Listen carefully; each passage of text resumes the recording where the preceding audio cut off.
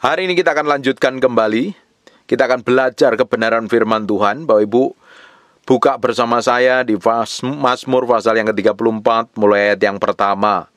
Dari Daud, pada waktu ia pura-pura tidak waras pikirannya di depan Abimelek, sehingga ia diusir lalu pergi. Bapak Ibu, kenapa dia pura-pura tidak waras, pura-pura gila? Karena dia takut untuk dihabisi nyawanya. Kita akan buka sebentar di 1 Samuel pasal yang ke-21, mulai ayat yang ke-10.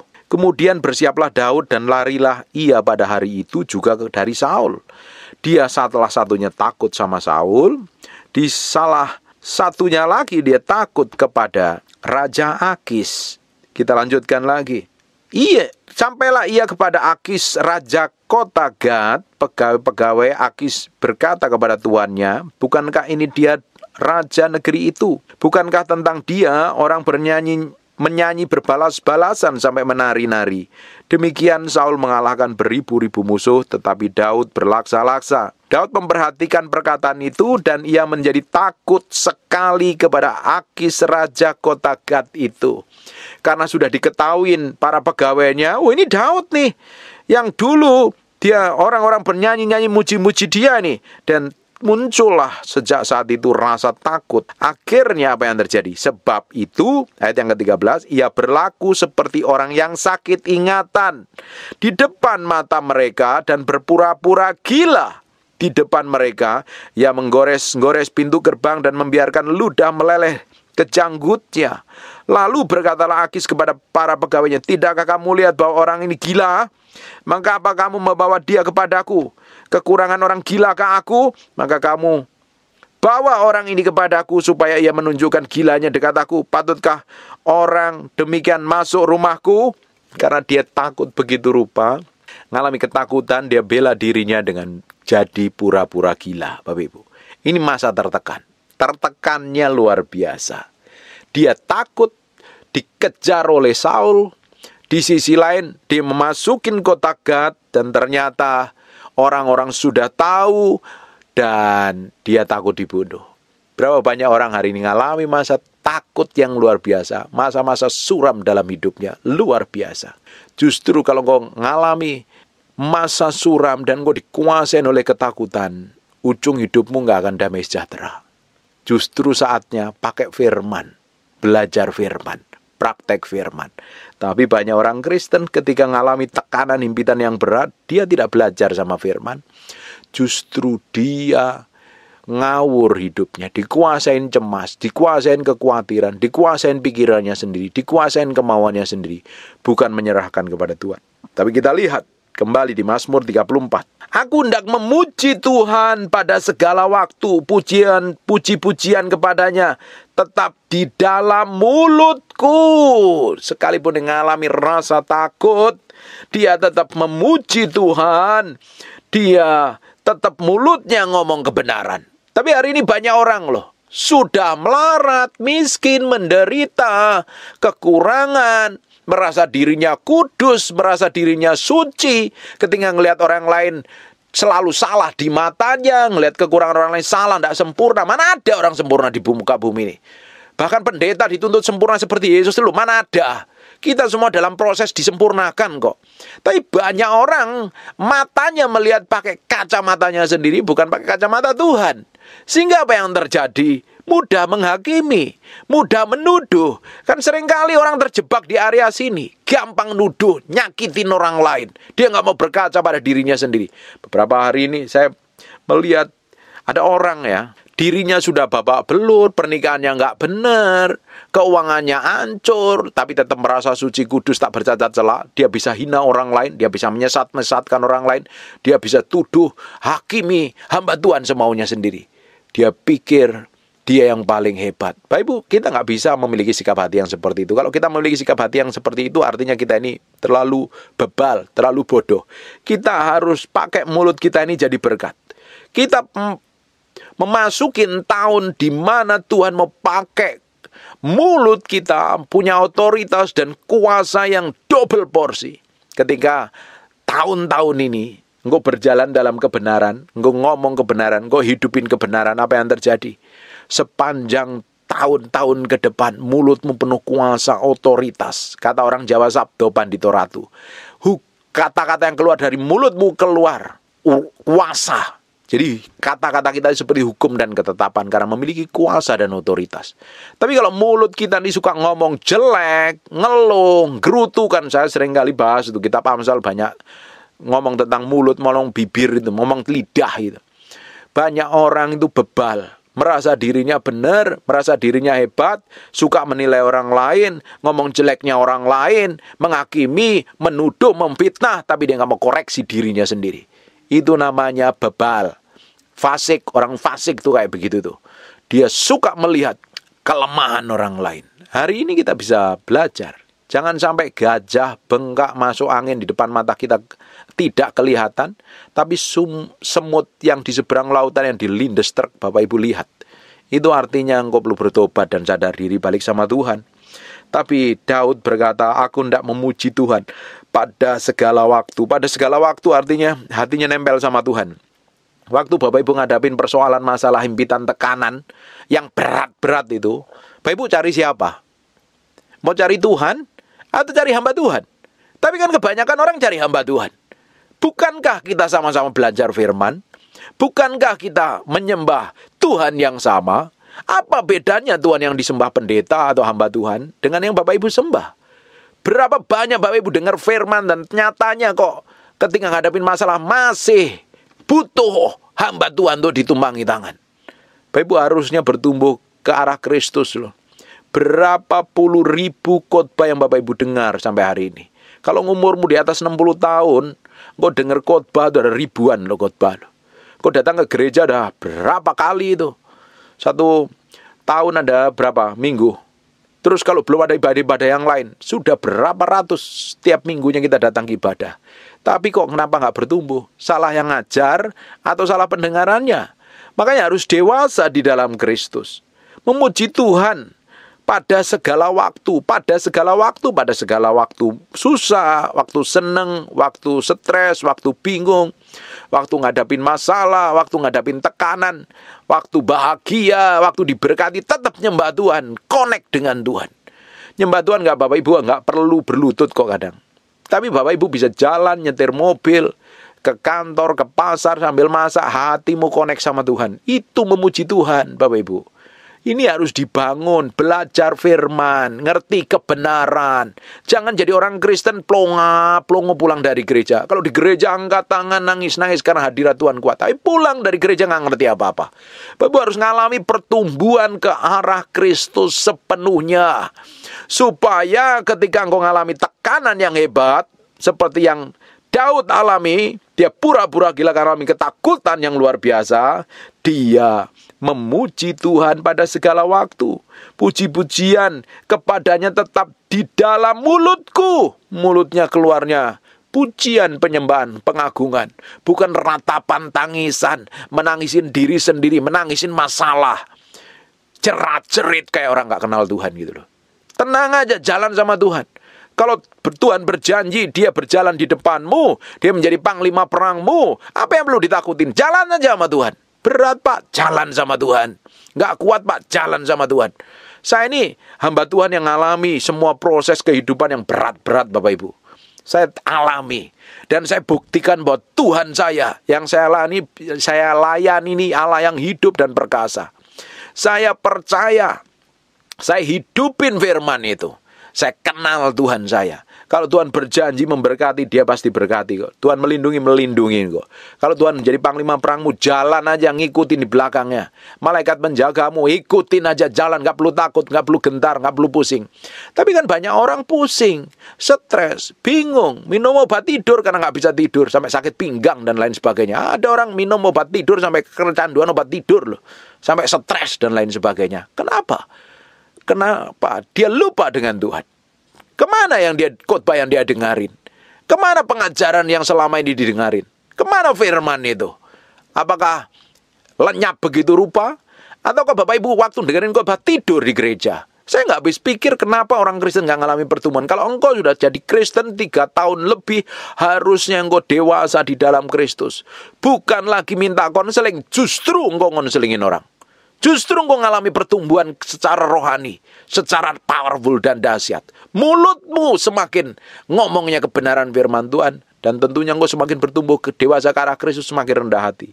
Harusnya kan kekristenan seperti itu. Kita lanjutkan lagi di ayat yang kedua, karena Tuhan jiwaku bermegah. Orang itu kenal Tuhan, dia tahu persis loh. Menghadapin tantangan, aku tahu Tuhanku. Aku kenal Tuhan yang aku sembah kok. Hari ini gak punya duit, hari ini stres, hari ini bingung, hari ini kacau. Hanya sebentar, dia ingat Tuhan.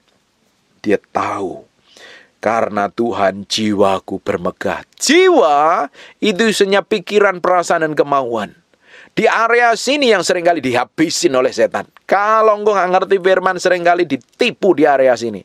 Tapi kalau engkau ngadepin hal-hal yang rumit sekalipun, ngalami ketakutan luar biasa, seperti Daud sampai pura-pura gila, karena Tuhan jiwaku bermegah. Pikirannya, perasaan, kemauannya, fokusnya sama Tuhan. Hari ini fokusmu sama siapa? Membuktikan siapa engkau sebenarnya di hadapan Tuhan. Fokusmu sama Tuhan, fokusmu sama orang lain, fokusmu masalahmu, atau fokusmu pada kebingunganmu. Belajar fokus sama Tuhan. Biarlah orang-orang yang rendah hati mendengarnya dan bersuka cita.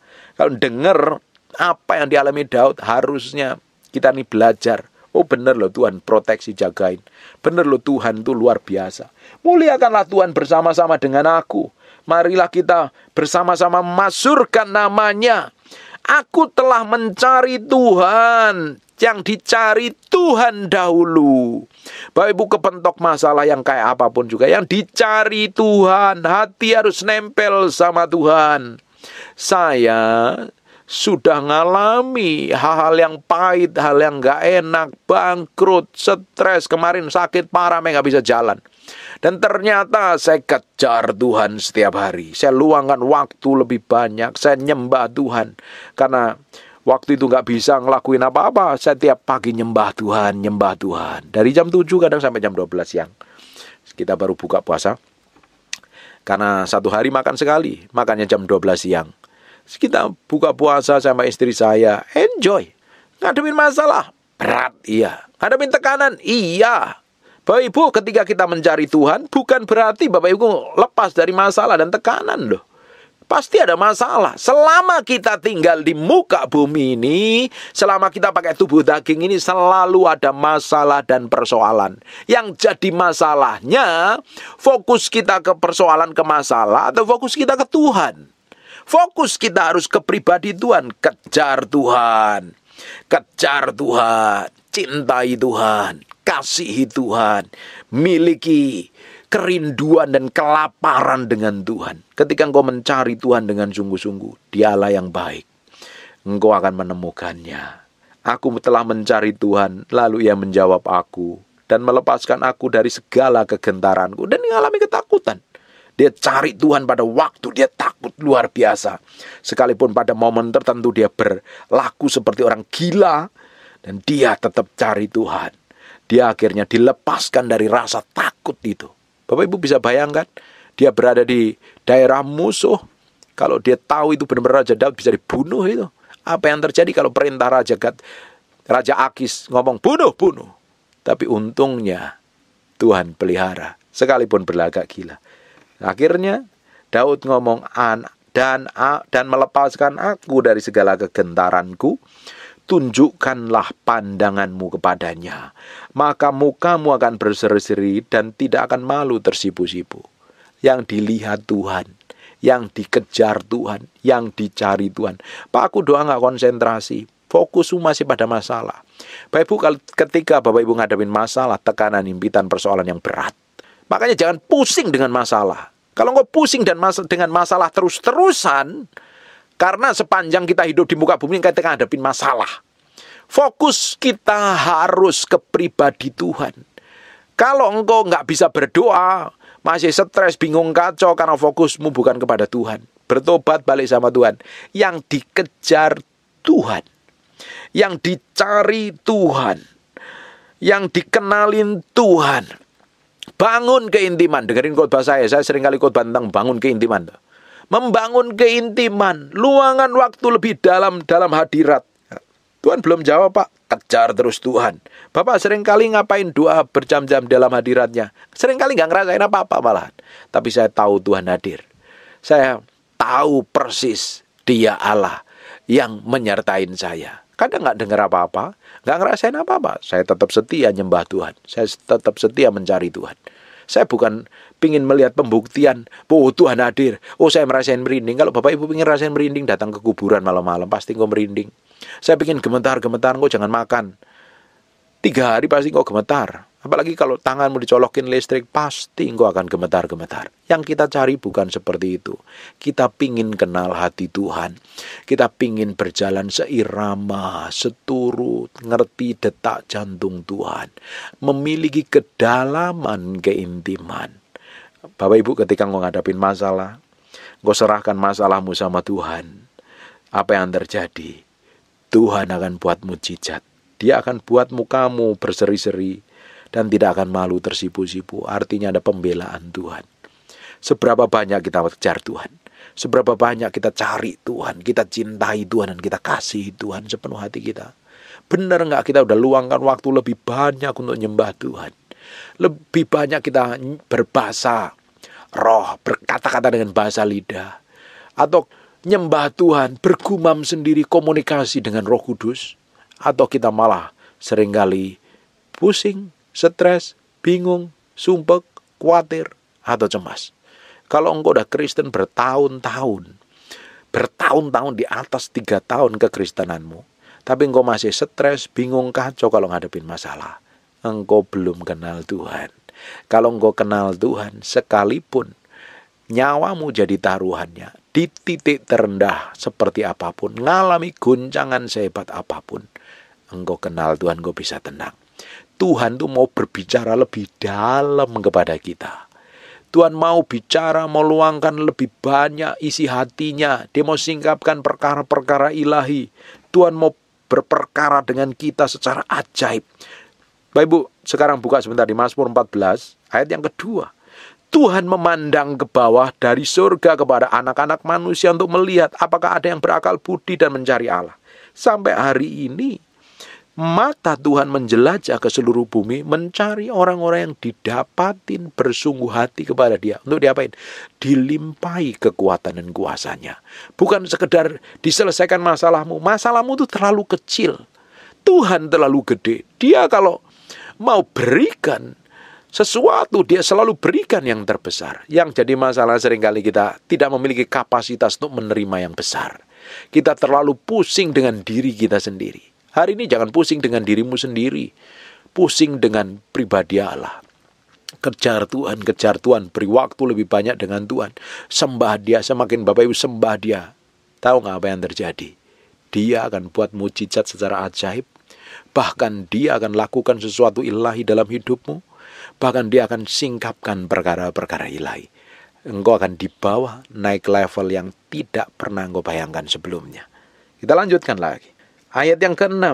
Orang yang tertindas ini berseru dan Tuhan mendengar. Ia menyelamatkan dia dari segala kesesakannya. Bapak Ibu, kalau engkau hari ini ngalami tindasan apapun, ditindas suamimu, ditindas bosmu, ditindas siapapun, engkau ngalami kegentaran, sakit penyakit mungkin, vonis dokter atau apapun lah namanya yang Bapak Ibu alami, dengerin baik-baik. Berseru sama Tuhan. Tuhan sampai hari ini matanya melihat kita. Kalau hatimu tulus, hatimu murni, hidupmu kudus, seruanmu akan didengar Tuhan. Seperti apa yang dialami oleh Daud. Ketika dia mengalami kesesakan, dia berseru kepada Tuhan dan Tuhan mendengar. Ia menyelamatkan dia dari kesesakannya. Akhirnya dibebaskan, diberikan kesesakan. Jangan cari pendeta. Jangan kejar manusia, yang dikejar Tuhan. Biasain sekarang kalau ngapa-apa, libatkan Tuhan. Belajar kebenaran, ngerti kebenaran, dihidupin. Bapak Ibu dengar khotbah bukan untuk nyenengin telinga. Dipraktekkan dalam praktek hidupmu sehari-hari. Sehingga mengalami Tuhan secara pribadi dan hidupmu diubahkan. Jangan muter-muter pada masalah yang sama terus. Bertumbuh ke arah Kristus dalam segala hal. Sampai kita mengalami kepenuhan Kristus. Bapak Ibu, apa yang terjadi kalau kita mengalami kepenuhan Kristus? Mulutmu penuh kuasa dan otoritas loh. Kata-katamu ada bobot dan kuasanya. Ketika engkau berdoa, ketika engkau ngomong, ada kuasa yang mengalir dalam hidupmu. Ditambahin pengaruh, hikmat, pengertian, dan pengetahuan. Sekarang sudah ngalami sampai level itu belum? Kalau engkau belum ngalami sampai level itu, beri hatimu sepenuhnya sama Tuhan mulai hari ini. Jalan sama Tuhan. Sungguh-sungguh, kejar Tuhan, kejar Tuhan, kejar Tuhan. Kita lanjutkan lagi. Malaikat Tuhan berkemah di sekeliling orang-orang yang takut akan Dia, lalu meluputkan mereka. Bapak Ibu, tahu nggak Bapak Ibu, kehidupan Bapak Ibu ini dijagain oleh malaikat. Dia berkemah sekeliling kita. Bisa dibayangkan itu? Engkau aman kemana-mana. Malaikat Tuhan berkemah di sekeliling orang-orang yang takut akan Dia, lalu meluputkan mereka. Ada orang mau berbuat jahat. Ada orang-orang yang mau berbuat curang. Mau melukai hidupmu. Bayangkan kalau malaikat itu menjaga hidupmu, apa yang terjadi? Powerful nggak? Luar biasa apa nggak? Dahsyat nggak hidupmu? Jadi apa yang perlu ditakutkan? Jadi apa yang perlu dicemaskan dengan hidup ini? Jadi apa yang perlu dikhawatirkan dengan masalah ini? Bukankah powerful hidup kita? Bukankah kita ini dijagain? Bapak Ibu, kalau tiba-tiba lingkungan rumahmu ada kemalingan atau perampokan dan terjadi kejadian yang mengerikan, terus di sekeliling komplek rumahmu itu dijagain polisi, security, bahkan ada tentara, lebih nyaman nggak? Aman nggak? Pasti aman, merasakan aman. Ini menjagain manusia. Padahal Bapak Ibu tidak disadarin atau tidak bahwa malaikat berkemah di sekeliling orang-orang yang takut akan Dia. Powerful nggak ini? Kecaplah dan lihatlah betapa baiknya Tuhan itu. Berbahagialah yang berlindung kepadanya. Kita harus kecap, merasakan. Dan kita melihat betapa baiknya Tuhan. Ini orang yang ngalami Tuhan. Bisa ngecap dan bisa melihat. Kalau engkau nggak ngalami Tuhan, engkau nggak memiliki pengalaman sama Tuhan, bagaimana engkau bisa mengecap dan melihat? Ini pengalaman pribadi kita dengan Tuhan. Bapak Ibu harus ngalami Tuhan, bukan kata pendeta, bukan kata saya. Sebagai pendeta, saya hanya mengajarkan bagaimana engkau memiliki kerinduan, kehausan, kelaparan untuk mencari Tuhan, menyembah Tuhan. Tapi Bapak Ibu harus ngalami Tuhan secara pribadi. Baru engkau bisa ngecap dan melihat. Ini orang-orang yang sudah pernah ngalami berbagai macam tekanan, himpitan, persoalan, dan engkau tetap fokusmu sama Tuhan, dan Tuhan buat mujizat secara ajaib. Karena apa? Tuhan berperkara atas hidupmu. Dia buktikan Dia Allah yang menyertai hidupmu. Karena engkau perjalanan hidupmu mengalami Tuhan. Amin. Takut akan Tuhan, hai orang-orang yang kudus, sebab tidak kekurangan orang yang takut akan Dia. Singa-singa muda merana kelaparan, tetapi orang-orang yang mencari Tuhan tidak kekurangan sesuatu pun yang baik. Singa-singa muda merana kelaparan. Kenapa kok bisa merana kelaparan? Karena dia nggak dapat makanan tentunya. Tetapi, Bapak bisa bayangkan kan, singa itu begitu powerful dan luar biasa. Sampai merana kelaparan karena nggak ada makanan. Tetapi orang yang mencari Tuhan, Bapak Ibu, engkau mencari Tuhan, putuskan hari ini. Cari Tuhan, sembah Tuhan, senengin Tuhan. Duduk diam di kaki Tuhan. Pak, aku nggak tahu caranya berdoa. Minta Roh Kudus ajarin. Pak, aku nggak ngerti firman Tuhan. Bapak Ibu bisa dengerin firman Tuhan. Kalau Bapak Ibu nggak tahu caranya berdoa dan cepat ngantuk, Bapak Ibu puter lagu penyembahan pelan-pelan, yang instrumen mungkin, atau yang lagu-lagu adoration. Terry McAlmore lagunya bagus, puter sambil mengiringi penyembahan. Penyembahannya Benin juga bagus itu, sambil mengiringi doamu dan penyembahanmu. Lama-lama engkau ngerti bagaimana cara membangun keintiman dengan Tuhan. Kalau engkau cari Tuhan dengan segenap hatimu, dengan segenap jiwamu dan segenap kekuatanmu, kau luangkan waktu dalam 24 jam sehari, engkau luangkan waktu sejam, 2 jam mungkin. 3 jam apalagi, 4 jam lebih bagus lagi. Dan engkau duduk diam di kakinya. Engkau nanti lama-lama terbiasa waktu ke kantor, di jalan, di toko, di pabrik, di persekutuan doa. Nyembah Tuhan udah gaya hidup. Karena apa? Udah dilatih di kamar doa, udah biasa fokus sama Tuhan, nyembah Tuhan sejam, 2 jam. Terus tiba-tiba mulutmu biasa nyembah Tuhan. Dan tiba-tiba engkau memiliki kedalaman, keintiman. Keintiman yang dalam dengan Tuhan. Ketika engkau memiliki kedalaman keintiman dengan Tuhan, tidak kekurangan sesuatu pun yang baik. Saya benar-benar melihat cara Tuhan memelihara saya. Cara Tuhan memperhatikan saya. Ketika saya sakit, dikirim orang-orang secara ilahi dari Surabaya, banyak sekali orang baik itu dikirim. Dari Jakarta banyak sekali. Dari Tangerang dikirim orang baik. Memperhatikan saya. Dan itu orang-orang dipakai Tuhan loh, secara ilahi loh. Secara ilahi loh. Mereka memperhatikan saya begitu rupa. Bukti Tuhan sayang sama saya. Makanya saya disentil. Kamu mesti ubah loh pola hidupmu. Kamu mesti bertobat loh. Kamu mulai bangun komitmen lagi. Kamu tuh udah sibuk pelayanan, sekarang mulai banyak duduk diam di kakiku loh. Pelajaran mahal sekali. Itu bukti Tuhan seringkali dengan caranya ajaib pakai orang-orang secara ilahi memperhatikan hidup kita.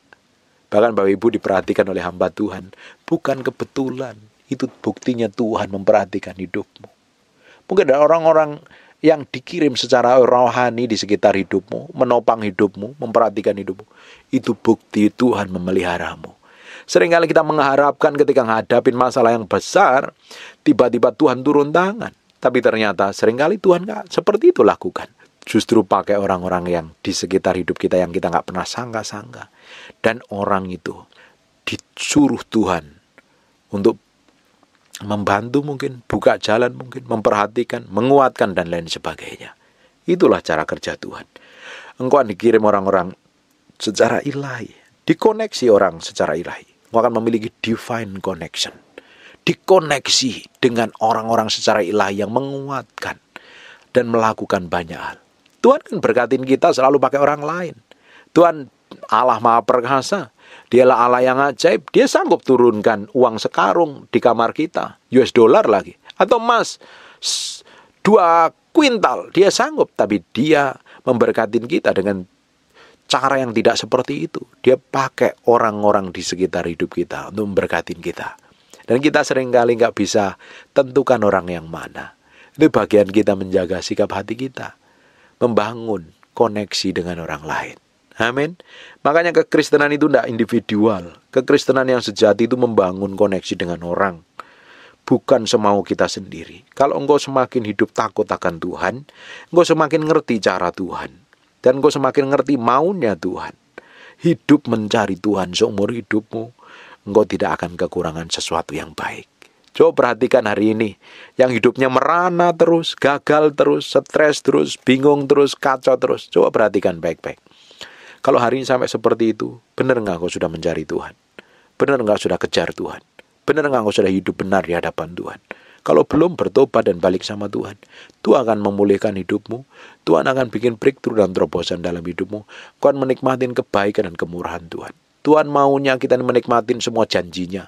Digenapi dalam kehidupan kita. Tapi seringkali daging kita, kemauan kita, kehendak kita yang menghalangi. Dan kita seringkali tidak memiliki wadah yang besar untuk menerima berkat itu. Ya, kita hari ini belajar ini mempersiapkan sesuatu yang ilahi. Kita lanjutkan lagi di ayat yang ke-11. Marilah anak-anak dengarkan aku, takut akan Tuhan akan kuajarkan kepadamu. Siapa yang menyukai hidup dan mengingini umur panjang, kalau Bapak Ibu ingin umur panjang dan hidupmu bahagia dan menikmatin yang baik, nggak banyak hal yang buruk. Pertama, jaga lidahmu terhadap yang jahat. Mulut nih lo dijaga. Jangan gampang jelekin orang lain. Gampang ngecap orang lain. Oh ini sesat nih, jahat ini, mata duitan ini, nggak bener nih. Stop ngomong kayak begitu. Itu mendatangkan kutuk dalam hidupmu. Bukannya berkat yang datang, tapi kutuk dalam hidupmu. Sering menjelekkan orang lain, merendahkan, memaki. Apalagi kalau ngelihat selalu kejelekan pasanganmu, kamu omongin. Sebenarnya kamu ngomongin hal yang buruk dalam hidupmu sendiri. Mulai hari ini berubah. Jaga lidahmu terhadap yang jahat. terhadap yang jahat. Semua perkataan jahat, semua perkataan yang merendahkan, semua perkataan yang menyakitkan, stop. Mulai ngomong tentang janji Tuhan, mulai ngomong tentang firman Tuhan. Kalau engkau nggak bisa stop, belajar diam. Jangan banyak ngomong. Bagi orang yang banyak ngomong biasanya banyak kesalahan. Yang kurangi yang cerewet-cerewet ngomong nggak penting itu loh. Bahas yang nggak penting itu dikurangin itu. Supaya hidup kita itu benar di hadapan Tuhan gitu loh. Supaya kita bisa menikmati umur yang panjang, hidup yang baik, kita menikmati berkat Tuhan, dan kita menjadi berkat bagi banyak orang. Jagalah lidahmu terhadap yang jahat, dan bibirmu terhadap ucapan-ucapan yang menipu. Jauhilah yang jahat dan lakukan yang baik, carilah perdamaian dan berusahalah mendapatkannya. Seringkali mulut kita jadi problem di mana-mana. Mulutnya orang Kristen harus jadi berkat, bukan jadi masalah. Kalau sudah jadi masalah, ujungnya apa? Ribut, gegeran, berantem. Padahal Alkitab ngomong, carilah perdamaian dan berusahalah mendapatkannya. Suruh berdamai, bukan merasa, nggak bisa. Dia kan terlalu kurang ajar, dia kan terlalu nyakitin. Disuruh berdamai, lo susahnya setengah mati. Disuruh mengampuni, itu lo susahnya setengah mati. Hari ini kita mau belajar hidup benar, komitmen, berjalan sesuai dengan kebenaran firman Tuhan.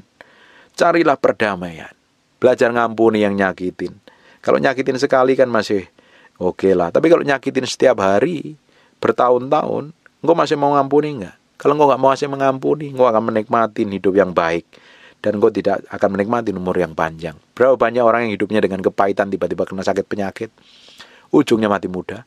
Kita kan mau umur panjang. Saya ini pengen umur panjang sama istri saya. Saya bilang, nih kita kalau bisa umur sampai 100 tahun, tidak stroke, tidak sakit, tidak mengalami kelemahan tubuh, tidak ada ingatan, tapi kita bisa jadi berkat terus. Dan masa tua kita bisa santai dan nikmatin. Makanya kita jaga pola hidup, pola makan, pikiran, semuanya kita jagain hanya untuk nyenengin Tuhan. Ya puji Tuhan kalau diperpanjang umurnya sampai segitu. Tapi kita akan mau menyelesaikan sampai garis akhir. Tugas yang dipercayakan pada kami berdua. Kita mau sama-sama didapatin menjadi finish well dan finish strong. Makanya dijaga mulai hari ini, berubah, bertobat, belajar berubah. Kita lanjutkan lagi. Ayat yang ke-15, mata Tuhan tertuju kepada orang-orang benar dan telinganya kepada teriak mereka minta tolong. Wajah Tuhan menentang orang-orang yang berbuat jahat, untuk melenyapkan ingatan kepada mereka dari muka bumi. Apabila orang benar itu berseru-seru, maka Tuhan mendengar dan melepaskan mereka dari segala kesesakan. Yang dikejar Tuhan, yang dicari Tuhan, yang disembah Tuhan. Maka engkau akan menemukan segala-galanya. Tuhan itu dekat kepada orang yang patah hati, dan ia menyelamatkan orang yang remuk jiwanya. Bapak Ibu sedang putus asa hari ini, nangis sama Tuhan, jerit sama Tuhan. Saya itu bangga dengan istri saya ketika kami mengalami kebangkrutan. Tiap hari kadang dia duduk, diam, saya tahu dia lagi berdoa, dia nangis sama Tuhan. Bukan menyesalin diri atau merendahkan diri, atau stres, bukan. Dia nangis sama Tuhan. Tuhan, terima kasih buat kejadian ini. Ternyata engkau meremukkan aku, supaya engkau bentuk aku. Dan ternyata kejadian-kejadian yang kami alami merubah yang di dalam kami. Motivasi dirubah. Kerinduan semuanya dirubah. Pelayanan dirubah. Motivasi kita semakin dimurnikan. Sampai hari ini kita komitmen. Waktu yang ada kita mau habiskan untuk nyenengin hati Tuhan. Kita mau pengen nyenengin hati Tuhan. Kita mau sampai didapatin finish well. Kadang dalam kondisi Bapak Ibu gak punya kemampuan apa-apa, datang sama Tuhan. Dan Tuhan sayang sama orang yang patah hati. Dia menyelamatkan orang yang remuk jiwanya, tidak ada pengharapan. Engkau divonis sakit oleh dokter, nggak ada pengharapan dalam hidupmu. Sakitmu bertahun-tahun nggak sembuh. Duduk diam di kaki Tuhan. Di sisi lain engkau perbaiki pola makanmu, pola hidupmu. Dan engkau mulai sembah Tuhan. Mujizat bisa datang dalam hidup dengan caranya yang ajaib. Ingat orang-orang yang sakit, hati yang gembira adalah obat yang manjur. Bukan obat dokter. Happy. Mudah caranya. Bapak Ibu mulai dengan senyum langsung tertawa. Engkau akan happy. Dengerin janji Tuhan, dengerin firman Tuhan. Mulai cari Dia. Engkau akan menikmatin semua kebaikan dan kemurahan Tuhan. Dia Allah yang ajaib. Kita lanjutkan lagi. Ayat yang ke-19. Kemalangan orang benar banyak, tetapi Tuhan melepaskan dia dari semuanya itu. Berapa banyak kita seringkali ngadapin tekanan masalah. Bangkrut mungkin, disakitin orang, difitnah, dituduh, dan diperlakukan buruk. Berapa banyak? Bukankah Tuhan tolong sampai kita hari ini? Kemarin kita ngadepin wabah. Dan ternyata sampai hari ini kita bisa sehat kan? Menjalankan aktivitas. Kemalangan orang benar itu banyak. Banyak. Sering ditipu orang, bangkrut bisnis, dan lain sebagainya. Perhatikan baik-baik. Tetapi Tuhan melepaskan dia dari semuanya itu loh. Karena Tuhan sayang sama orang-orang ini. Tuhan punya rencana. Bapak Ibu, kenapa saya selalu ngajar, inti dari pengajaran saya adalah membangun keintiman dengan Tuhan. Kalau engkau memiliki keintiman yang dalam dengan Tuhan, dalam dimensi yang dalam dengan Tuhan, hidupmu gak biasa-biasa saja. Tiba-tiba engkau ngerti hidupmu itu disetir oleh visi Tuhan, oleh kehendak Allah. Bapak Ibu bisa bayangkan kalau hidupmu disetir oleh kehendak Allah. Engkau ngerti tujuan Allah dalam hidupmu. Engkau semakin dipercayakan perkara ilahi yang besar dan dahsyat. Sehingga Tuhan belum selesai. Dia ingin pakai hidupmu luar biasa. Seperti apa yang dialami Saulus. Orang melihat dia seorang pembunuh, tapi Tuhan bisa melihat bahwa ini orang suatu hari dia akan menjadi orang yang radikal dan memberkatin banyak orang. Akhirnya dia ngalami Tuhan dan bertobat. Semakin kita bisa menyerahkan hati kita di hadapan Tuhan, Bapak Ibu bisa bayangkan apa yang terjadi dengan hidupmu. Engkau akan menikmatin semua kebaikan dan kemurahan Tuhan. Engkau menikmatin kasih setia Tuhan secara ajaib dan dahsyat. Amin. Tuhan akan lepaskan engkau dari semua hal yang kemalangan yang terjadi dalam hidup. Karena apa? Dia ingin melihat rencana besar Tuhan digenapin dalam hidupmu. Amin. Artinya engkau orang penting di hadapan Tuhan. Orang yang spesial. Ia melindungi segala tulangnya, tidak satu pun yang patah. Kemalangan akan mematikan orang fasik, dan siapa yang membenci orang benar akan menanggung hukuman. Tuhan membebaskan jiwa hamba-hambanya, dan semua orang yang berlindung kepadanya tidak akan menanggung hukuman. Bapak Ibu perhatikan ya, di ayat 21. Siapa yang membenci orang benar akan menanggung hukuman. Bapak Ibu dibenci, dituduh, difitnah, dimaki, diajar kayak apapun juga. Diperlakukan buruk, diam. Izinkan Tuhan membalasnya. Beri waktu Tuhan, beri kesempatan Tuhan.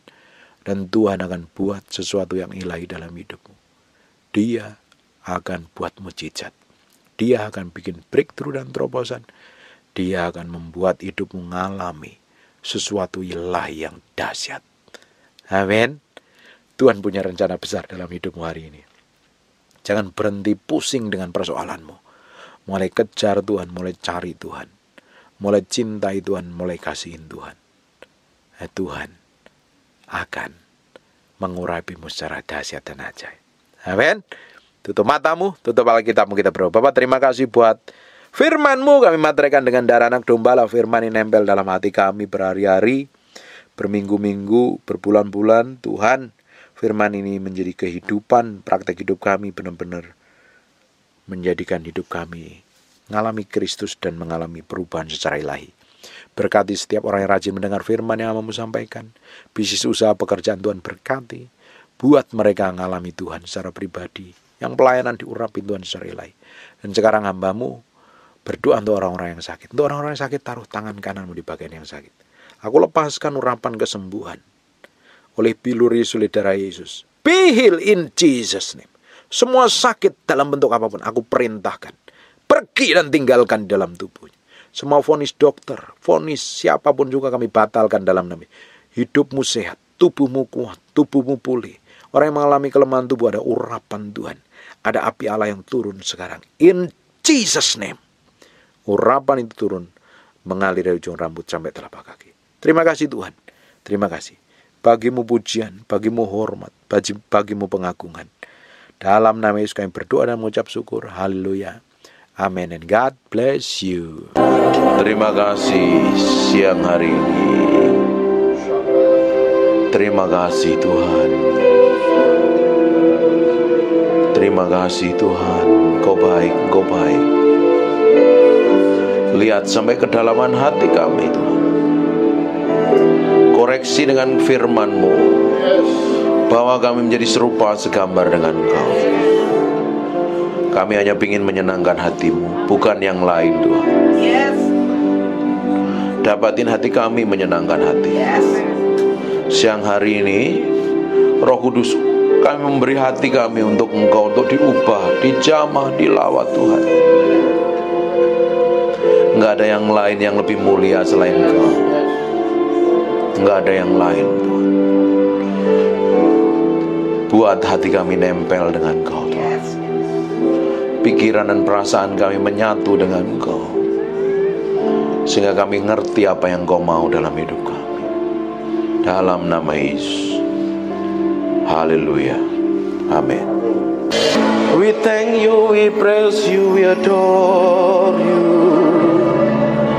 We thank you, we praise you, we adore you. Terima kasih siang hari ini. Terima kasih Tuhan. Terima kasih. Terima kasih.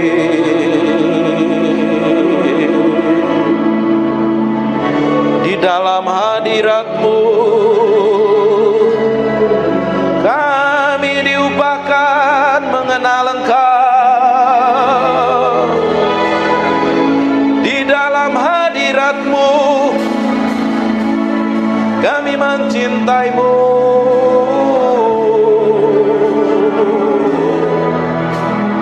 Mencintai-Mu, Roh Kudus.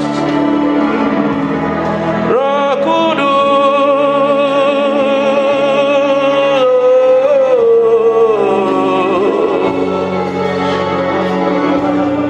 We love you. We praise you, we adore you. Tetap tinggal di dalam hadirat-Mu, sebab kami mencintai-Mu. Oh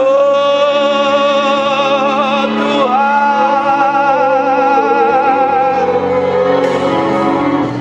Tuhan,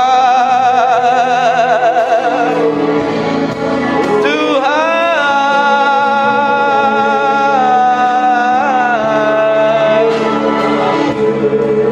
Naralamo senemedem ya naramo. Ikiri miana naramo se. Ikiri bien nanamoso.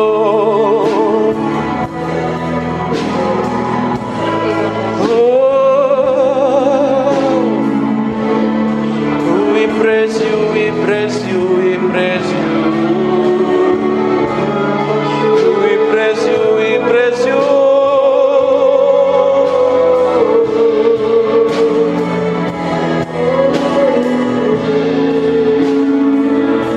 Berlama-lama dalam hadirat-Mu, menikmati kuasa-Mu, Tuhan. Tuhan,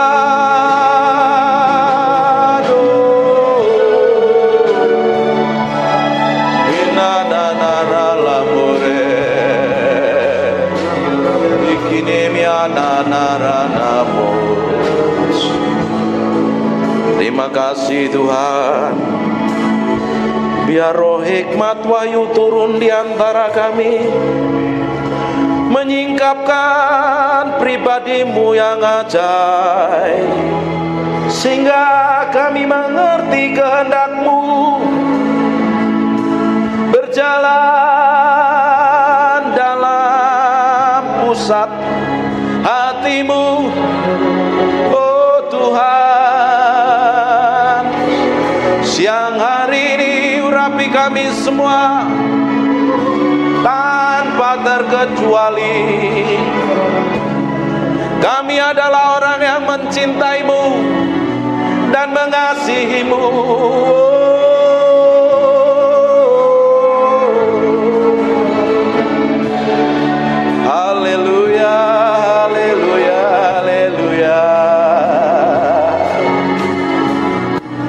Terima kasih.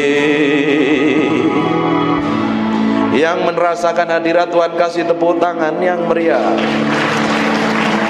Hanya untuk Raja yang mulia. Haleluya. Amin. Silakan duduk dalam hadirat Tuhan.